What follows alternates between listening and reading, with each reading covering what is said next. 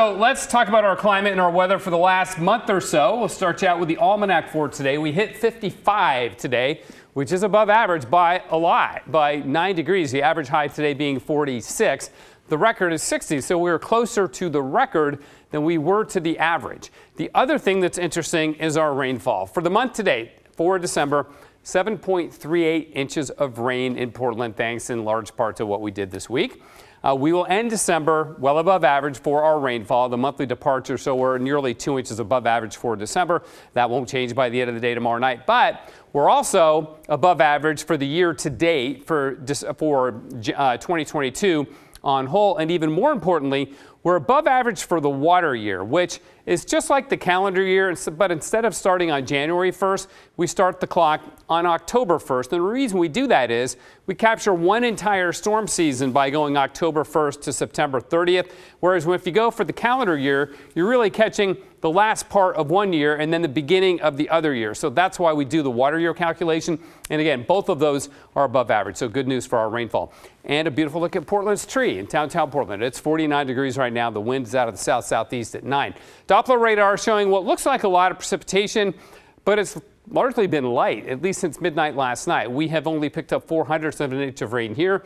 Aurora, though, getting more, up to 0.2. McMinnville, 0.13 of an inch, and lesser amounts on the Oregon coast. There's still a winter weather advisory in the Oregon Cascades for a few more hours tonight. We'll get a few inches of snow, but it's the other mountain ranges in the west that are going to get just plastered with snow, like the Sierra Nevada, the Wasatch, the Central Rockies in Colorado, up through the Tetons and the Wind Rivers in Wyoming. So yes, this is great news for the western snowpack, which regionally we're all concerned about. And then there are wind warnings throughout California as the next system will largely be focused in California. We're catching a little wave of low pressure moving in right now, but this next one that develops will largely impact our neighbors to the south.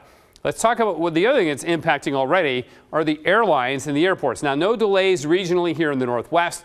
In the greater West, San Francisco now up to 2-hour delays on average. Also seeing delays at Las Vegas. Phoenix had delays. It looks like they've straightened that out. And it's the West that is dominating the airport delays. Things look pretty good back east right now. Okay, here's the pattern. Here's the next system. This is the Saturday system for California. Rain, wind, mountain, snow, and a lot of it. There's a break for a couple days, New Year's Day, and then on Monday. But then the next system comes in for the middle of the week, again focused on California.